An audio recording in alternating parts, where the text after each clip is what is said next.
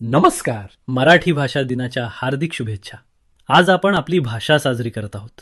पण तुम्हाला माहीत आहे का, 350 वर्षापूर्वी आपली भाषा स्वतःच्या अस्तित्वासाठी एक युद्ध लढत होती.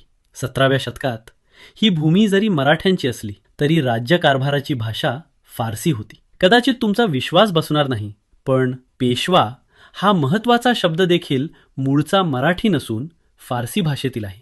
पेशवा, मजलस आणि दप्तरदार यांसारख्या शब्दांचं आपल्या दरबारात वर्चस्व होते. छत्रपती शिवाजी महाराजांनी हे धोकादायक सत्य ओळखले. जर तुम्ही एखाद्या समाजाची भाषा संपवली तर तुम्ही त्यांची संस्कृती संपवता. त्यांना माहीत होते की स्वभाषेशिवाय खरे स्वराज्य अशक्य आहे. म्हणूनच त्यांनी राज्य व्यवहार कोश तयार करून घेतला, जो संस्कृतमध्ये लिहिला होता. त्यांनी सुमारे 1400 फारसी प्रशासकीय शब्दांना संस्कृत आणि मराठी पर्यायांनी बदलले. त्यांनी सरनोबतला सेनापती बनवले, फतेहला विजय बनवले. आज आपण अभिमानाने मराठी बोलतो, कारण एका राजानं आपल्या किल्ल्यांइतक्याच निष्ठेनं आपल्या शब्दांचंही रक्षण करण्याचा निर्णय घेतला. राजे केवळ तलवारीनं लढले नाहीत, ते एका शब्दकोशानं देखील लढले.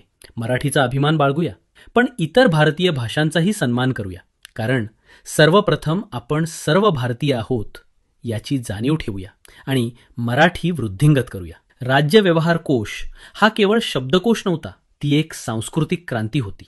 महाराजांनी भाषा शुद्धीची मोहीम नेमकी कशी राबवली पाहूया पुढील विशेष भागात. जय हिंद.